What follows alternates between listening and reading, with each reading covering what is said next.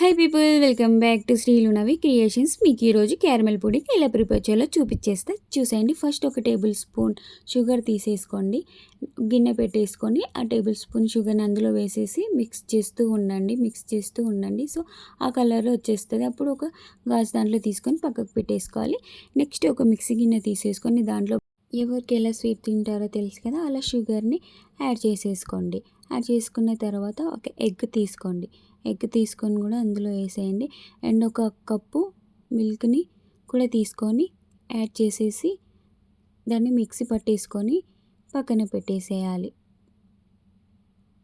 So పక్కన పెట్టేసిన తర్వాత ఒక గిన్నె తీసుకొని గ్యాస్ మీద పెట్టేసి దాంట్లో కొన్ని వాటర్ పోసేసి, సో ఇది మనం ప్రిపేర్ చేసినది ఉంది కదా, మర్చిపోకండి లో ఫ్లేమ్లో 40 మినిట్స్ కుక్ చేయండి. మీకు ఎంతో రుచికరమైన క్యారమెల్ పుడ్డింగ్ రెడీ.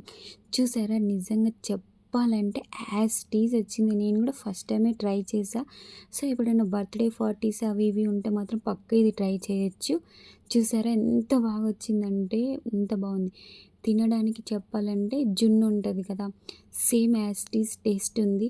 మీరు కూడా పక్కా మీ ఇంట్లో ట్రై చేసి మీ ఫ్యామిలీ వాళ్ళకి పెట్టండి. బాగా అంటే బాగా నచ్చుతుంది, పక్కా నచ్చుతుందండి. సో పక్కా ట్రై చేయండి. ఇది మై ఆనెస్ట్ రివ్యూ అనమాట. నాకు చాలా అంటే చాలా బాగా నచ్చింది. మీకు ఇది నచ్చితే like, share, comment, subscribe to